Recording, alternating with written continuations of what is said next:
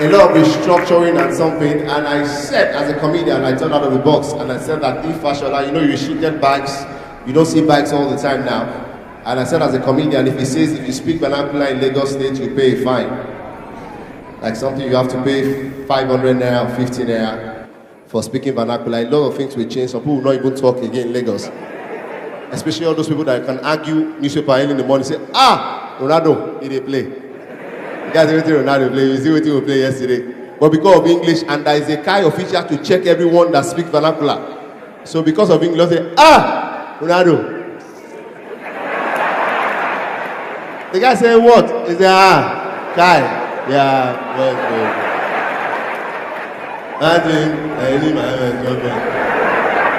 On a normal day, you step on anybody in Lagos, you step on the president, Alpha. Oh, we on the fucking for a little, but because of English, you don't stay there, Alpha. The guy say what? Say mash.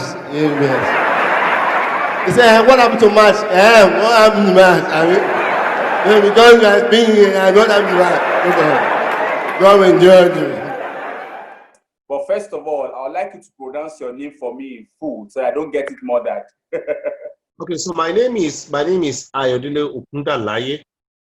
Is that surname I needed to get? Okundalaiye, yes, Okundalaiye is the surname. Some people call it Okundalaiye, but Okundalaiye, it means the sea goes around the world. The end there, the sea goes around the world. Wow. Okundalaiye. Wow. That's a big name. That's a big name.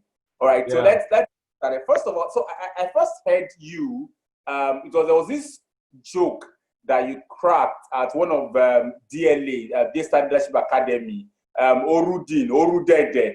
So that was the first time I came in contact with you, in contact with your work, let me put it that way. And each time I remember the joke, I'm like, how does someone put something like this together? I've heard you crack that joke again various times, but in different manners that you didn't complete. It's more like, you know, stuff like. So my question is, how did you find yourself in this field of, I mean, you're a comedian, you're an MC, and you do all this clean. I mean, no dirty jokes, nothing at all. How did you find yourself in that space? What inspired you? What made you go into that all space? All the attributes and okay, thank you for these questions and thanks. And so I started comedy a few years ago, 1999 to be precise. I started as an actor back in secondary school. I was in SS1 as a 1990.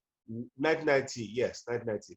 No, 1999. I was secondary school as a 1999, and so I was a member of a club called Action Health Incorporated, Health and Life Planning Club, where we talked about peer pressure, how we talked about abstinence from sex, how we talked about self-esteem, things that it was about youth, and then there was a time we had to go into a competition, and then my school, different school category, we were supposed to talk about a circumcision, do a drama about circumcision, and I was the lead actor, and that was how my school qualified. And since then, every Friday, when we go to Action Health, then the head office in SACO, then it was always time for variety. So you had singing ability, you come write down your name, and that was how I wrote down my name. Comedy wasn't there, it was more of music. It was more of music until I got into SS2.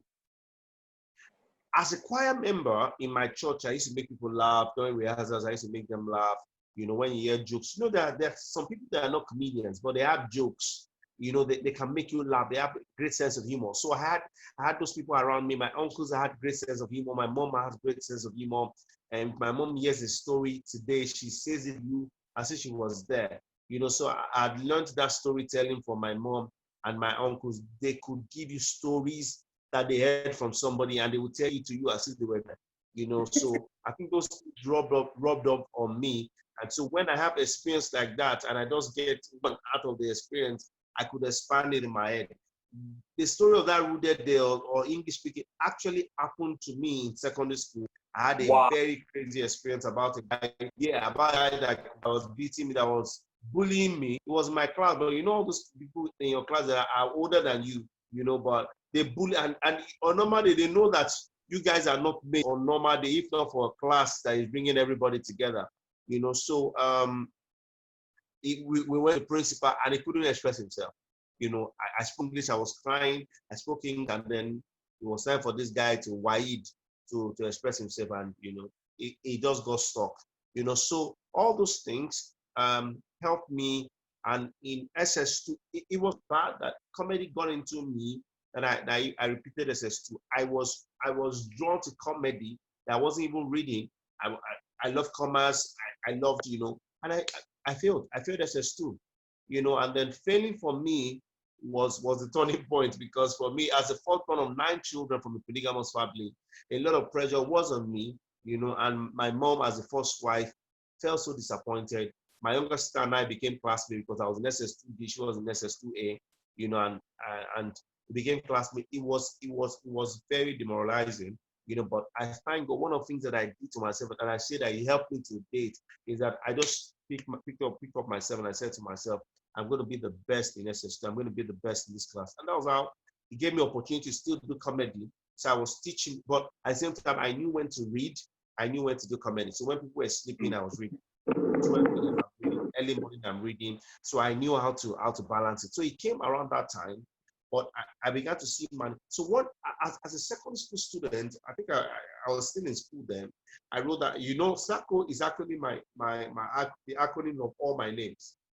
Oh. So I wrote down one day, because I used to watch A Night of a Thousand Laughs. So because of comedy, I used to watch A Night of a Thousand Laughs. I used to watch different comedy. We used to rent. Then we used to rent cassettes, we rent cassettes, we rent CDs, So I will watch comedy and I'll say, one day I'm going to be on this stage. So everything I would say was inspired by the Holy Spirit. So I sat down one day in my house, my mom's room, and I said, what name do I want people to call me? My first name is Sunday. The other name is Ayodele. My Igbo name is Chukwamadu, because I'm from Ondo State, or my mother is from Delta State. So I speak Igbo very well. I speak Igbo very well, very, very well. I speak and I understand, and I speak Yoruba. So I wrote down all my names and I said, what name do I want? And that was how I've never had anybody do like, how you have acronyms. And that was how I wrote my name. And I arranged it and I realized that it came out as SACO. I've never seen SACO before, any name called SACO. It was the first time I saw SACO, was when I went to South Africa and I saw SACO, as an organization. And, it just dawned on me, wow. So I wrote down my name, and that was why I just started writing my name everywhere, SACO. And then as a master, as in a choir, I used to take solos, and before I take solos, before I introduce the song, I would make people laugh, just crack one jokes. I wasn't reading them, but they reading my words where they prayer. So they didn't see any reason why I should be cracking jokes and all these things. They didn't understand. And so during our concert, I would anchor programs. Even as a teenager, I would anchor most of our concerts. And that's how I done. But it began to manifest when I got to the University of Ilorin in 2005. I got to the University of Ilorin in 2005. And I met someone, MC Mark, and then he encouraged me to do more comedy. That's how I got the name. From SACO, he became the senior advocate of comedy. I don't know if you know that that's of comedy. So he called out the name from SACO to senior advocate of comedy. And I realized as a student, the senior advocate of comedy was getting me more attention. I got my first professional fee, 1st of October 2005, for 5,000 naira. And then at the time, my mom wasn't sending me provision again. She wasn't even sending me money for food again. I started doing departmental events. I even did tailoring at the time. I started doing fashion designing. I would buy clothes, I'll buy the material, get a tailor so people would like it on me. I'll tell them, I can sell this to you. They say, yeah, are you sure? I'll just sell it to. I might add one extra 1,000. That was how I was doing it. That was how I used to. It was more of comedy and side by the side fashion that got me most of my gigs and got me my pocket money. So comedy for me started professionally in 2005, but it had existed before 1999 to 2001. For a long time, I actually thought SACO was your name until I had to, there was a particular day I was like, how can someone be SACO and it's not K, it's C? So I had to go online and type SACO, and then it brought a South African company out for me. I was like, no, it was like a SACO comedian. And then I said, okay, so it's actually an advocate of comedy. That's a brilliant way of coining out names. That's impressive. By the way, where do I eat now? Well, I don't know. I don't know where he is. I haven't seen him in a long time. I've not seen him, but I still remember his face. He's short, but you know those short people that even the fact that he's short, they can beat you. As in, they bullied me, and I'll be frank with you, they bullied me a lot back in secondary school, even in primary, because I grew up, my father, we're more of the butty children. So Yeah. when we had some challenges, I went to private school, till I was in primary 5, until they had some challenge, that we had to stay one, I had to stay one with my sibling, we had to stay 1 year at home. And then when we went to public school for the first time, my mom and Steve were crying. Is this the school we want to get to? Because we're used to taking apple drink, we're used to, and then all of a sudden things began to. So I was more of the butty. So it was when it got to a time, I said, like, yeah, I'm not butty any longer. Just find your level and be strong. But it is fine. I'm sure everybody's fine. Trust God that is doing well too. Wow. Thank you for that story. Now, what has been your greatest challenge in your line of work? I mean, what are those challenges that you have experienced? I'm sure some you have been able to surmount, some you're still trying to handle them. But what has been your greatest challenge? Okay, so one of my greatest challenge was finding my feet in the comedy industry. At the time, it was as if I wanted to copy everyone, but at the time I sat down and I said, what makes me comfortable? What was my strength?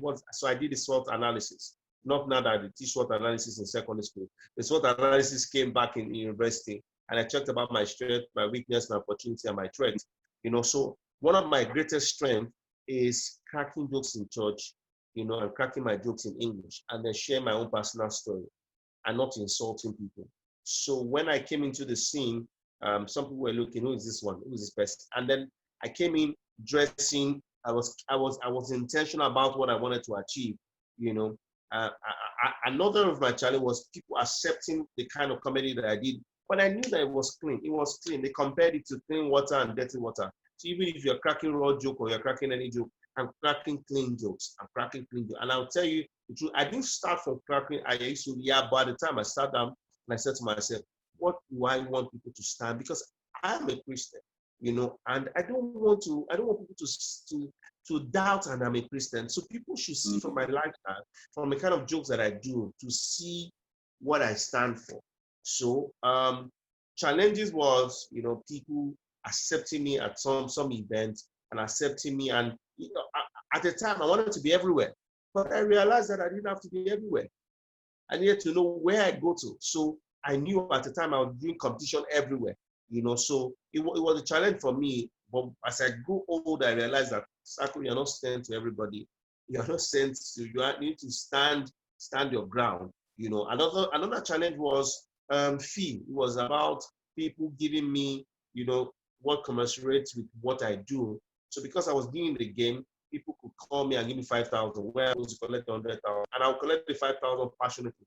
I took 5,000 for a long time until I got into mentorship with person Oli Malam, and then he opened my eyes and let me know that I had more opportunities and I had more things. So mentorship helped me a lot, to reduce the challenges that I would have faced, because he had gone through that process. And so it was me finding my place wasn't an issue, because he had made me see myself better than where I was. So the challenge, one of the challenge was pricing.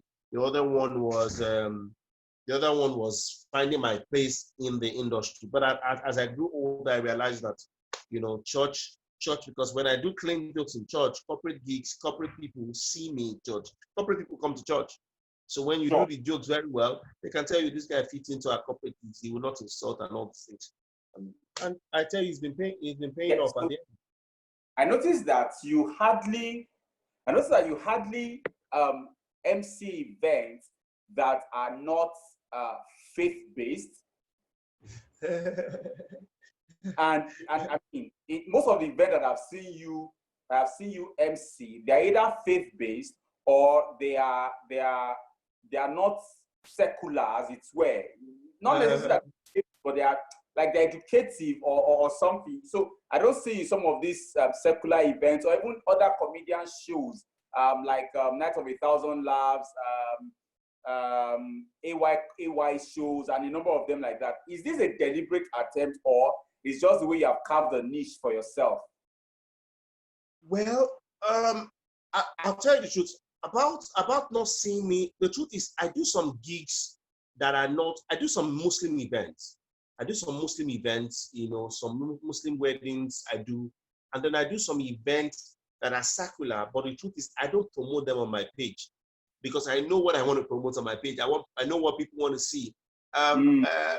Yeah, I did a brand for a tobacco company. It was for their customer service. I did Abuja, I did Ibadan, and I did Lagos. I didn't promote it on my page because for me it wasn't part of my value. But the truth is, I was doing my job. I was doing my job. I did not promote what they were doing, but I did my job was to make them laugh. My job was to sell the product to them. Basically represent them for that day. So what I did was I did game. I didn't even mention it was the marketer that was doing the stuff. So I'll be frank with you. But what I do is I don't promote those things on my page. I promote the things I want people to see and perceive about. Yes, and perceive about me that this is kind of job. If it's corporate gigs, that tobacco was a corporate gig, but it wasn't part of the values that I sell. So some people tell you it doesn't mean, but as much as possible, my wife feels I'm overbearing, I'm careful, and this and this. I know what I'm selling. Before I could be everywhere. About the AY show, about the Alibaba show, everything I believe is timing. Everything I believe is timing. Sometimes when they say, you should have been on this show, I believe there's a place of timing. I don't want to struggle. I don't want to start pushing places where I'm not recognized. Because if I push, to get to a point where they cannot give me, because I know how the likes of the AY, the likes of Alibaba, when they value you, and truth be told, by the grace of God, I call him my grand mentor, Alibaba, respects me because I'm not part of one of those guys that will come around to ask. By the grace of God, I even write checks and I do my part as a grand matron in the industry. For Bros AY, I've worked with him before, but I believe in timing. I believe that okay, when is your time is your time. Even though you say you've been in the industry for a long time, don't worry, it's just a matter of time. People will recommend that then you do. But I know sometimes, and I go. Sometimes I pay money and I go for the concert. I go because I say to myself, by the grace of God, one day I'm going to do a concert like this that is family friendly, that will be, people will know. People can say, this concert you are going, you're not going to hear any negative jokes. You can even take your children there. So that's the level where I'm going to. So when I say things like that, they've moved from just being an entertainer to businessmen. They are business entrepreneurs, the entertainment entrepreneurs that I'm building strength, I'm building strategies to also get there. So it's not, like I said, I choose what I do, I choose what I post, I'm careful of what I post online. So I know what I'm selling to people. Thank you. Now, research has shown that creatives or those in the creative industry tend to develop mental illness or mental health issues more than other people. I don't know if you agree with this assertion or these research findings. I've read a number of books where writers have penned down, critics have penned down their challenges or their journey in terms of mental health. What's your view about this research finding?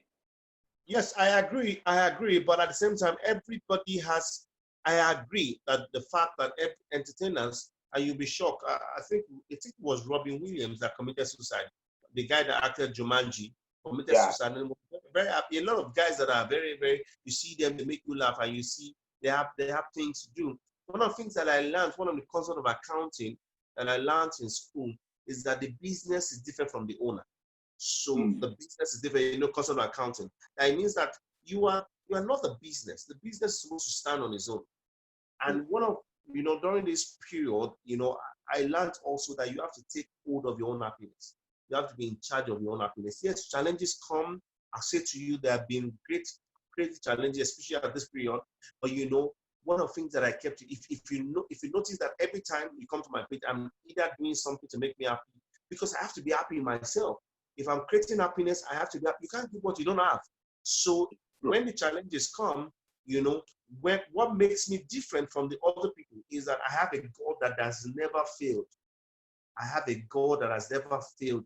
Every time I call him, every time it's looking as if I am down, he's always coming there for me. A lot of it, you see a lot of guys that are, that make people laugh, and you see them either smoking in their or they're taking alcohol, and they are not finding fulfillment. Where you feel that, oh, these people, you respect them a lot, but you be shocked what they go through. So for me, because of the values and who I believe that this talent that I have was given to me by God, I wasn't qualified for it, but He gave me the gift. So when those challenges come, I say to myself, it's a challenge that will pass. I thank God that I have a good support system. My wife is there with me.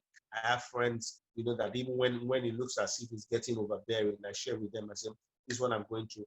And then I'm also not, I don't keep things to myself. When I'm going through I even speak to my proteges. I share with them what I go through, because I don't want you to see me as a mentor, as a Superman. I'm also vulnerable. I also need help. Okay, so when opportunities or when challenges come like that, I share with them. I say, see, this is what I'm doing, and this is how God delivered me.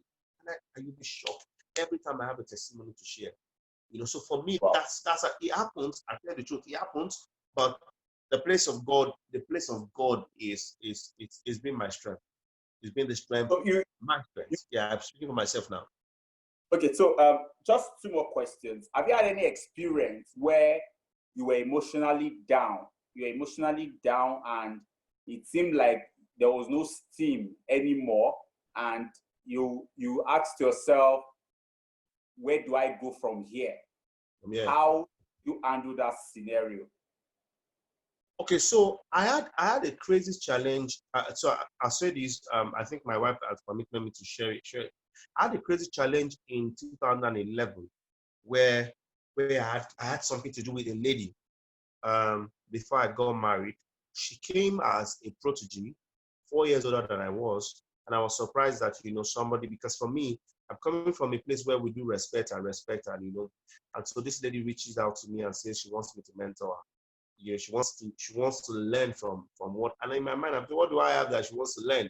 And because of the background that I have in mathematics, I realized that the more you help people solve mathematics, the more you understand it better. Yeah. You just realize that, oh, you could actually solve it this way. So I learned that very well, and I realized that, see, don't wait until you have the big things, before you can help. You can actually help people even while you're growing, trying to grow. So she came around, and then she began to work with me, and then she follows me to events. And then suddenly she says she has a crush on me, and I'm saying, how?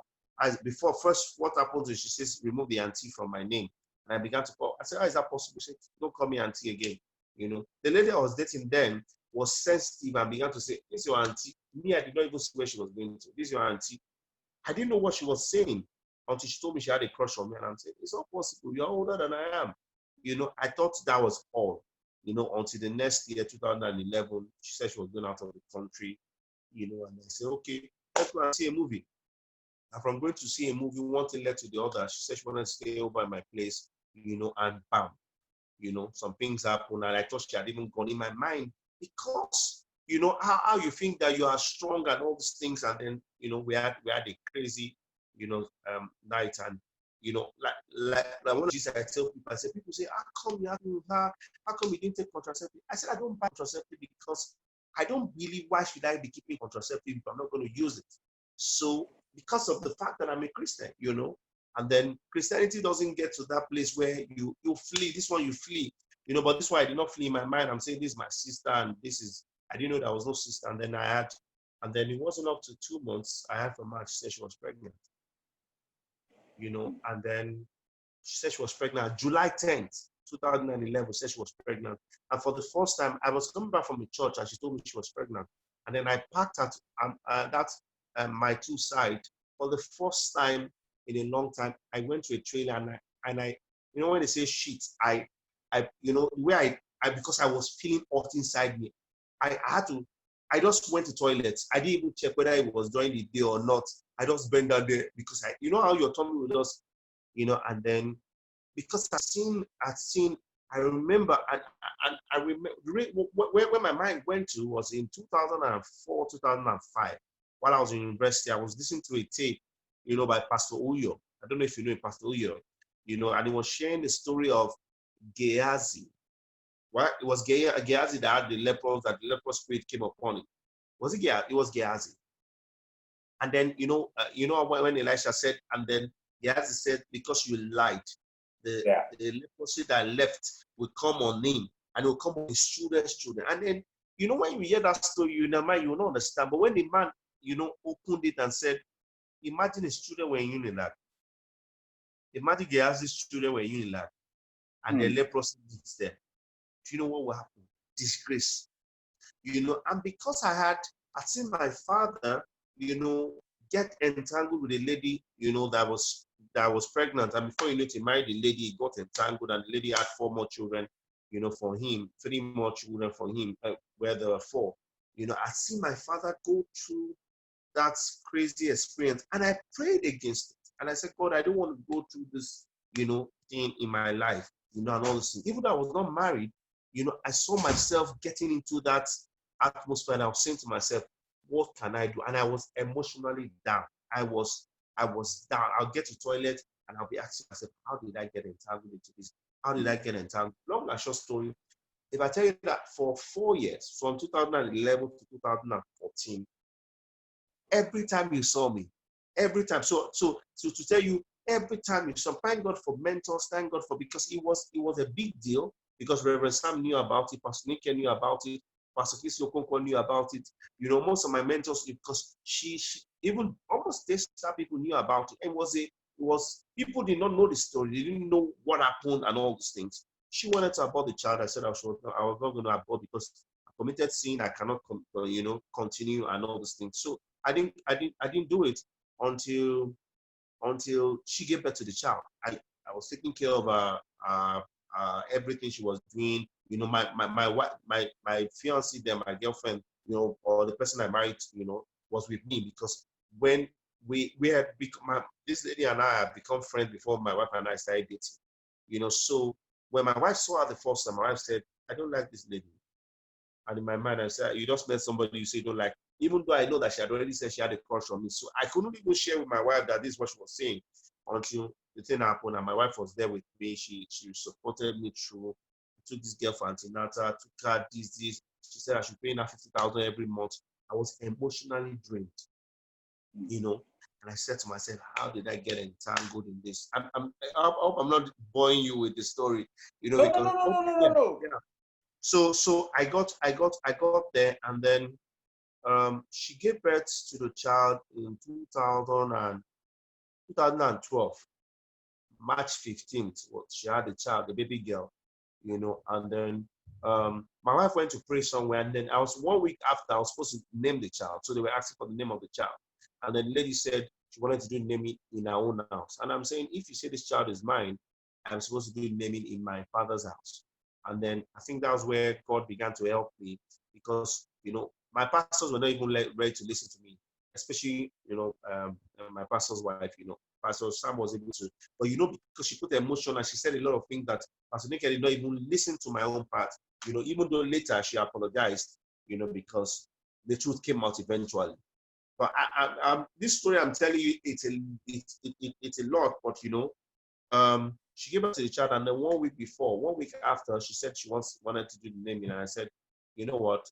My wife went to pray somewhere, and they said we needed to do a DNA, and I asked for a DNA, and then it became an issue. I said, why are you asking for a DNA now? This is, if you don't come for the naming tomorrow. And I said, God, thank you, I'm not coming for the naming if you're not ready to do DNA. Long and short story, I didn't go for DNA. 2014, I'm not trying to cut the long story short. After all the embarrassments, even she had to report me to Lagos State. They called me from Lagos State, Ministry of Justice. I explained myself. I said, I'm not asking for too much. I'm only asking, for a DNA. If you say I'm the owner of the child, give me 2014 August to finally agree to do a DNA, and I wasn't the father. So it was this story I just told you is a miracle in my life that I cannot forget.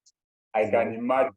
It was a crazy experience, because at the time, the way she was doing it was as if I was the owner of the child, because the child didn't even look like me at all, but at the same time, they said, what if the child looked like the lady, and I was saying, what if the child was mine? What if the child was mine?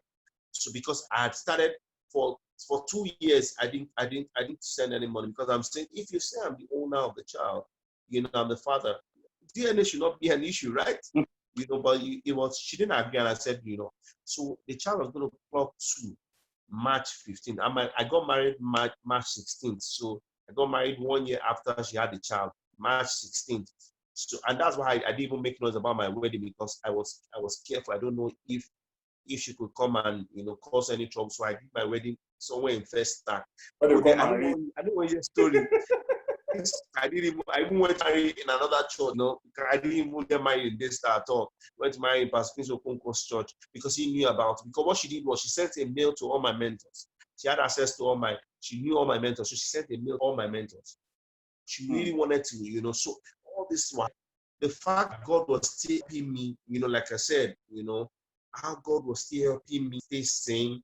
So sometimes the flash of the child does come. What if the child is yours? What if you're not doing the right thing? I'm saying, I'm trying to do the right thing. I want to do the right thing. I'm bringing this child to my house. I want this child to grow my children. I've done mistakes. Yes, but at the time, nobody will say, is it because I didn't? Because I didn't want to do action. I didn't do it. She was ready. July 16th, we had a baby. July 10th. July 16th, Saturday, she wanted to do abortion. I said I want to go. DLA was going on those weekend DLA. So I was MC. So I told her, I'm sorry, I can't come with you. I can't even go to do an abortion. I would have done it. And I said, it would have cost, And I said to myself, I committed one sin. Will I not commit another sin? The embarrassment. So for me, it was crazy. It was a bad experience. But the fact that I will still come out, still, and sorry, let me close the door. The place of God where God knew that, because when the thing happened, I just said, God, I've messed up. I wasn't claiming any, God, I've messed up. God, because at the time, my mom asked me, is it that it's fame that is getting to you now? Because you're a Christian. What happened to you? My mom was so disappointed. I said, she didn't know what she said. I thought it was your brother that was going to do something like this. And I was saying, to see how much she had great respect for me. So I thought it was your brother that was going to do because my brother wasn't going to church. And thank God he goes to church as a Christian. So that respect, I felt so disappointed. I felt I disappointed my proteges, because I had proteges that were around me that, some parents actually handed them over to me, to train and all this. Long and short story, I did a DNA. The girl apologized. The story is still, the girl is in America now, but I find God, so that God could take me through that journey from 2011, 2014, and I'm still, God was still opening doors for me. God was, because I'm sure if Mr. Blog was around at that time, maybe Mr. Blog would have heard my story. Yeah. She actually threatened me at the time. She threatened me she was going to put, she was going to, because what happened was when she told me about the child, I said, don't let the church hear about it. Since you are traveling out of the country, can you keep it as a secret? And then when you go, but because I said keep it as a secret, she now wanted to blackmail me. Any small thing, she coughs like this, na money. She coughs like this, provision, amala. You just tell me buy this. So I was living in Shomoli, or in Sulere. Then I would drive down. I would go and buy provision. She want me to stay around her. I yeah, I can't stay around you. I don't want anything to happen again. It has happened once. Don't let me top up anything. So when she started blackmailing me, I just went to report myself to the church. So I reported myself to the church. I remember going to the church that day, August 4th. So I remember going to the church that day, August. So my wife her fiancé then just came back she just ran it off at school then. She was in Ife then. I remember in that July, she was preparing for exam and she was praying. And then she just said, God asked her to pray for me. I said, I wish you knew. She said, God asked her to pray for me. God asked her to pray for me. That she's praying. She was praying for me. I said, I wish you could pray this prayer 1 month ago. And then she was praying for me that God will uphold me. I said, just finish your exam and let me come and tell you the story. So I told her the story. She used to be asthmatic and then she had an attack that day. And I was crying because she kept on saying, I told you, because I told you. So now I have learned that when my wife is sensitive, even when I feel that nothing, she's sensitive to something, I follow because what I'm seeing, she might not see it. And so the fact that, I went through those process and I still remain sane, and God still gave me the second chance and still, opened doors for me. In fact, it now looked as if God, God saw my heart and saw that I was innocent, and He began to open doors. I began to go to countries, began to go to the UK, began to go to Dubai, went to America, and I say, God, I just committed. You know how you are still thinking, God, I committed sinning. And God said, I've forgotten about it. I've forgotten about it. Just do your, So I was trying to share the story in 2014. So I woke my wife up and I said, you know what, Dave, this girl has not said anything in 2 years. What if this child is ours? Can I start sending her money, buying things for her? So she said, why not buy things for her? So the next day was her birthday. I got her things. I called the girl out of the blue. I'm sure she would have been surprised that I called her, and then she says, I bought her something. And she says, you know what? Most of the things you bought, I already have them. Why don't you convert them to cash? The same cash. So I said, okay, from the next month, I said, I send it 20K to her. 20K, that until she decides to say she wants to do DNA. Until July, I think I started doing this stuff March, April, May, June, July. I was doing it. Every month I was sending 20K. July, she called me and said she wanted us to see. And I said the money I was sending was not enough. The 20K I was sending was not enough. What is the plan? I said, I have great plans for this child. But the number one thing is the DNA. And she began to cry. Oh God, emotional blackmail. She cried. Long and short story, we did the DNA and it wasn't mine. So it was a crazy experience, but I find Jesus, I find God that delivered me from it, and then I'm fine. This story is not the story I'm supposed to tell you today, but you have it already. I really appreciate, because this is a story that probably a number of people didn't know, right? And they didn't even know that they had passed through something like this before now. The question I was going to ask was, did you have to seek the help of a professional, maybe a psychologist or something during that period? I wasn't well informed about seeking a psychologist. Like if you know, in Nigeria, we're not still that period. Yes, we're not still in that area. We feel that if you have a lot of, so that's why I believe that a lot of pastors are being trained now, to be psychologists, because a lot of people will go to a pastor compared to a psychologist. So the only help I sought was God helping me, and then my mentors and pastors that were around that were giving me advice, and they made me, I was favored not to get people run me down. So they made me feel, you've committed it. Have you asked for forgiveness? Don't do it again. And that's why I have great respect for them, because they didn't make me feel, I'm not saying they made me feel like, I was a champion. They made me feel, you've done it. That's nothing we can do. We can't kill you.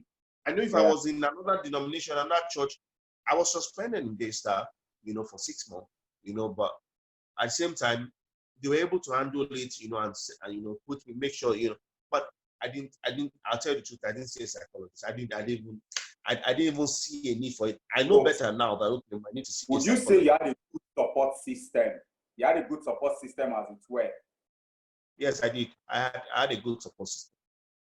Oh, thank you so much, sir. For any final word for people out there, especially people who are in your space? I see a lot of people rise up these days and they say they are comedians and all that, and you listen to some of their jokes and you're like, where is this coming from? And sometimes some are frustrated, and you hear creatives, entertainers dying by suicide and all that. What admonition? And this is happening to people, whether they are people of faith or they are not of any faith and they're just there. What word of encouragement or advice do you have for them?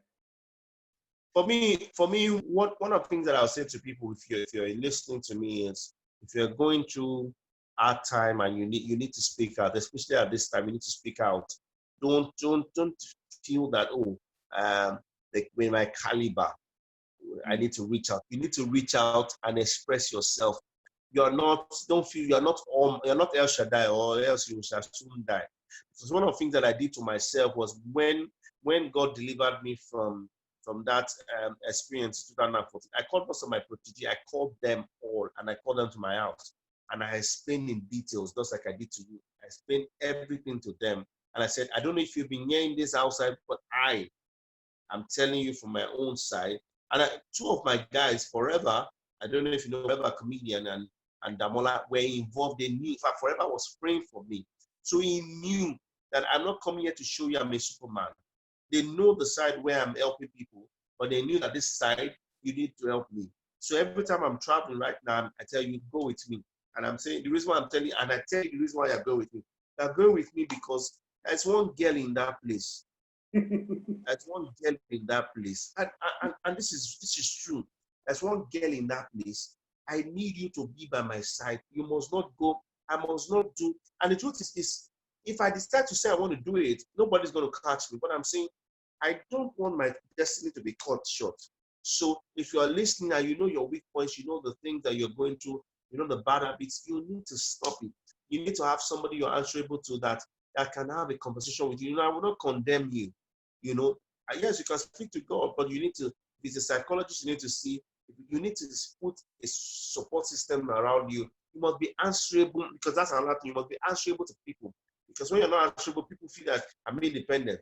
And when you say independent, most times like driving a car without a brake, the person will crash. So I have people right now, I have people in my life that my wife can call when, God forbid, I'm misbehaving. When I see their call, I know I'm in trouble. I know that okay, something is done. Yeah. And I intentionally did it because the truth is, I can decide not to listen to them. I can decide not to listen. I can decide to say, I don't want to talk to anybody.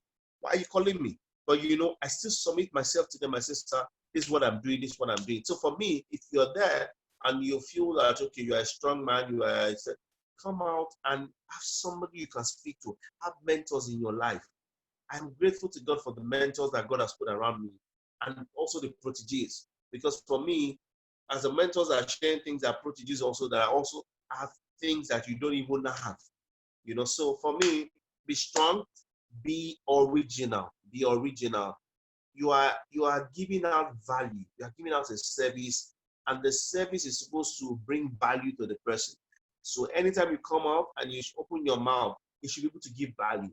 I do this illustration about recharge card. You buy a 100 naira recharge card and you cannot make use of it. You call the customer care. So when you are rendering a service and people are not happy about it, because for me, what brings us joy is the joy, like the events I saw you the last time. The greatest joy I had was the feedback I got, was the fact that I was able to make at least 50 to 60% of them laugh.